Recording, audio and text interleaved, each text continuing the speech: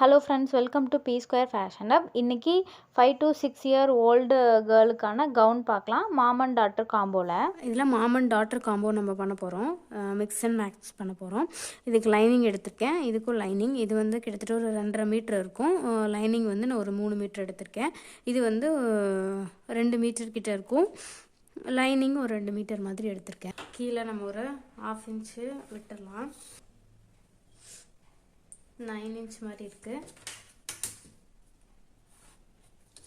Shoulder mark பண்ணிடலாம். இங்கேருந்து 3 இன்ச்சுக்கு மார்க் பண்ணிடலாம். 1/4 இன்ச்சு ஸ்டிச்சிங்க்காக. அதுக்கப்புறம் இங்கேருந்து ஒரு 1.25 மார்க் பண்ணிக்கலாம். அதுக்கப்புறம் ஒரு 1 சென்டிமீட்டர் வந்து ஆர்ம் ஸ்டிச்சிங்க்காக மார்க் பண்ணிடலாம். இங்கே ஒரு 1/2 இன்ச்சு கீழே இறக்கிட்டு இப்போ இங்கேருந்து ஒரு 4.5 இன்ச்சுக்கு மாதிரி மார்க் பண்ணிடலாம்.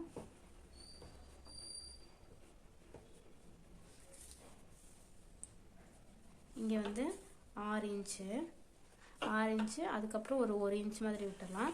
இங்கே வந்து 5.5 இன்ச்சு அதுக்கப்புறம் ஒரு 1 இன்ச்சு மாதிரி கர்வ் யூஸ் பண்ணி உள்ளே இருக்கிற லைன் கூட இந்த மாதிரி ட்ரா பண்ணிடலாம். பேக் நெக்கு ஒரு 1.5 இன்ச்சும் ஃப்ரண்ட் நெக்கும் ஒரு 2 இன்ச் மாதிரி வச்சுக்கலாம்.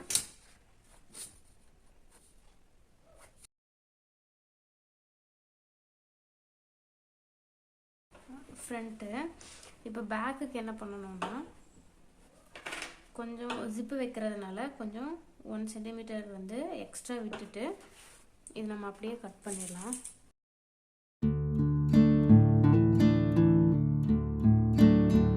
இப்போ பேக்கு நெக்கு கட் பண்ணிடலாம். இப்போ ஃப்ரண்ட்டை மட்டும் தனியாக எடுத்துட்டு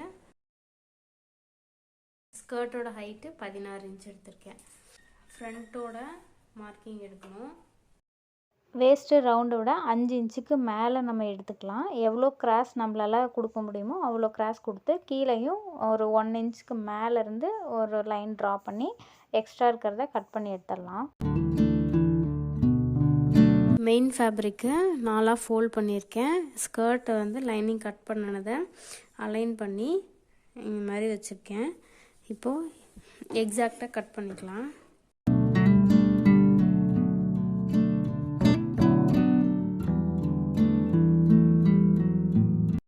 மெயின் ஃபேப்ரிக்கும் 4 ஃபோல்ட் பண்ணியிருக்கேன். இதுவும் மெஷர்மெண்ட்டுக்கு தகுந்த மாதிரி கட் பண்ணிக்கலாம். இது யோக்கோட பேக் சைடு. நம்ம ஜிப்பு அட்டாச் பண்ணணுங்கிறதுனால இதை ஆஃபாக கட் பண்ணிடலாம். 1/4 இன்ச்சில் நெக்கு ஸ்டிச் பண்ணணும். இங்கே நம்ம 1 இன்ச்சு சீம் கொடுத்தோம் இல்லையா, 1 இன்ச்சில் ஸ்டிச் பண்ணணும். அதே மாதிரி இங்கே ஒரு 1 சென்டிமீட்டர் இல்லை ஒரு 1/4 இன்ச்சில் ஸ்டிச் பண்ணிடலாம். அதே தான் இங்கேயும். இந்த ஃபேப்ரிக் வந்து ராங் சைடில் இருக்குது. நம்ம ஸ்டிச் பண்ணிவிட்டு ஆப்போசிட் சைடில் டர்ன் பண்ணிக்கலாம். இங்கே ஷோல்டரை மட்டும் நம்ம ஸ்டிச் பண்ணக்கூடாது.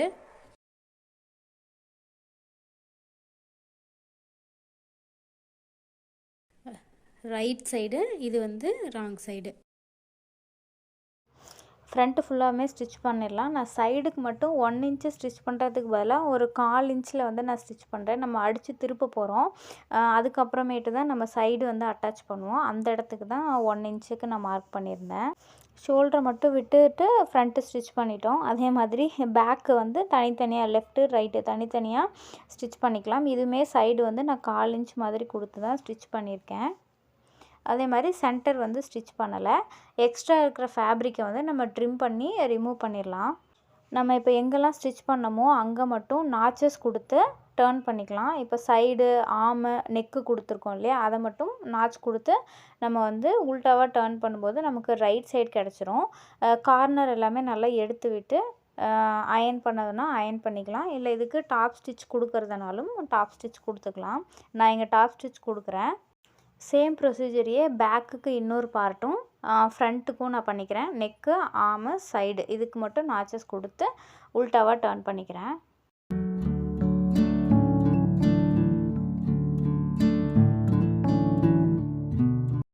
ஆக்சுவலாக ஷோல்டர் அட்டாச் பண்ணிவிட்டு டாப் ஸ்டிச் கொடுக்கணும். நான் வந்து பிஃபோராகவே டாப் ஸ்டிச் கொடுத்துட்டேன்.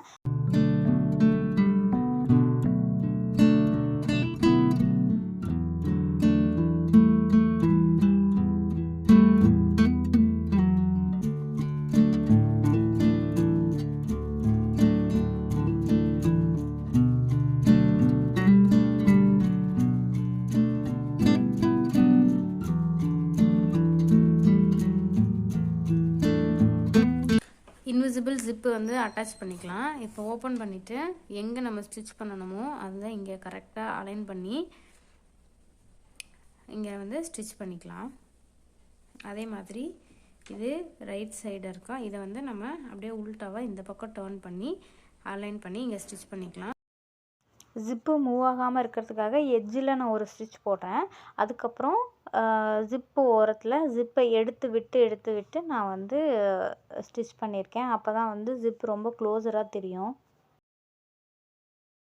எக்ஸஸாக இருக்கிற ஜிப்பை வந்து நான் மேலே வந்து கட் பண்ணி எடுத்துட்டேன். கீழே வந்து கட் பண்ணியாச்சு. அதுக்கு முன்னாடி நான் ஒரு டாப் ஸ்டிச் போட்டுக்கிறேன். ஃப்ரண்ட்டு சைடை நான் ராங் சைடாக டர்ன் பண்ணியிருக்கேன். இப்போது ஷோல்டரை வந்து அட்டாச் பண்ணிடலாம். இது ரைட் சைடில் தான் இருக்குது.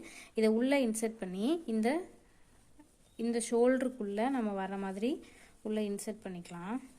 இப்போ உள்ளே வந்துருச்சு. இப்போது இதை கரெக்டாக அதே லைனில் வச்சுட்டு இங்கே ஒரு ஸ்டிச் பண்ணிக்கலாம். இந்த மாதிரி நம்ம ஷோல்டரை அட்டாச் பண்ணும்போது அவங்களுக்கு வந்து ஷோல்டர் வந்து இன்விசிபிளாக இருக்கும், எங்கேயுமே குத்தாது, நம்ம ஓவர்லாப்பும் பண்ண தேவை இருக்காது. 2 ஷோல்டரும் இதே மாதிரி நான் ஸ்டிச் பண்ணிக்கிறேன். ஸ்கர்ட் அட்டாச் பண்ணிக்கலாம். ஆல்ரெடி இங்கே வந்து கீழே ஃபோல்ட் பண்ணி ஸ்டிச் பண்ணிட்டேன். இப்போது இதுதான் ரைட் சைடு இல்லையா, ரைட் சைடு இருக்குது, லைனிங் வந்து கீழே இருக்குது. இப்போ இன்விசிபிளாக ஸ்டிச் பண்ணுறதுக்காக இதை இப்போ மேலே வச்சுட்டு இந்த லைனிங்கை கீழே கொண்டு போயிடலாம். 1/2 இன்ச்சில் நம்ம ஒரு ஸ்டிச் பண்ணிக்கலாம். இது வந்து பேக் சைடு நம்ம ஸ்டிச் பண்ணியிருக்கோம். இதே மாதிரியே தான் ஃப்ரண்ட்டுக்கு. பேக் சைடில் எந்த ஸ்டிச்சும் இல்லை. நம்ம வேணும்னா இங்கே ஒரு டாப் ஸ்டிச் போட்டுக்கலாம். இது ஃப்ரண்ட்டு சைடு. இதை பேக்காக டர்ன் பண்ணிட்டேன். லைனிங்கை பேக் சைடு டர்ன் பண்ணியாச்சு.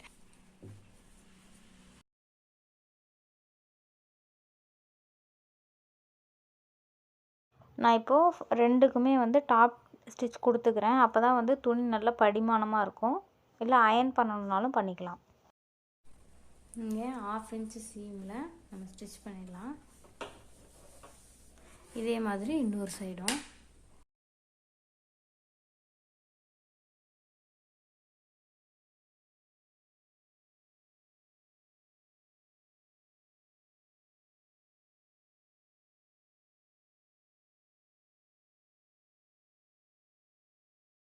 இது மாதிரி 4 துணி மடித்து வச்சுருக்கேன். 6 இன்ச் மாதிரி நான் இப்போ எடுத்துக்க போகிறேன். ஸ்கர்ட்டோட ரவுண்டு எவ்வளோ வருதோ அதை விட டபுள் மடங்கு இல்லை ட்ரிபிள் மடங்கு நம்ம ப்ளீட்டுக்கு எக்ஸ்ட்ரா ஃபேப்ரிக் எடுக்கணும். நான் அதுக்காக கட் பண்ணி எடுத்திருக்கேன் 6 இன்ச்சு. அதை வந்து ஒரு சைடு மட்டும் கீழே ஃபோல்ட் பண்ணி ஸ்டிச் பண்ணிக்கிறேன். இது மாதிரி ஸ்கர்ட்டு ஸ்டிச் பண்ணி முடிச்சாச்சு. இப்போ இதை ரைட் சைடு வச்சுட்டு நம்ம இங்கே ப்ளீட்டு கொடுத்து ஸ்டிச் பண்ணிக்கலாம்.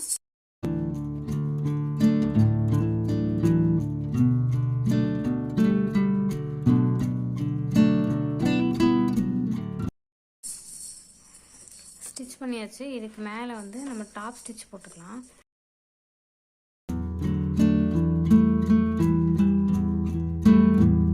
இந்த கவுனை சிம்பிளாக மேக் பண்ணிடலாம். இது 5 to 6 இயர் கேர்ளுக்கு வந்து கரெக்டாக இருக்கும். இந்த ட்ரெஸ்ஸோட ஃபைனல் அவுட்ஃபிட் இது தான். எங்கள் பாப்பாவுக்கு ரொம்ப ஃபிட்டாக அழகாக இருக்குது. நெக்ஸ்ட் வீடியோவில் மாம்க்கு எப்படி ஸ்டிச் பண்ணுறோன்னு பார்க்கலாம். உங்களுக்கு இந்த வீடியோ பிடிச்சிருந்ததுன்னா லைக் பண்ணி பி ஸ்கொயர் ஃபேஷன் அப் சேனலை சப்ஸ்கிரைப் பண்ணிக்கோங்க. தேங்க்ஸ் ஃபார் வாட்சிங்.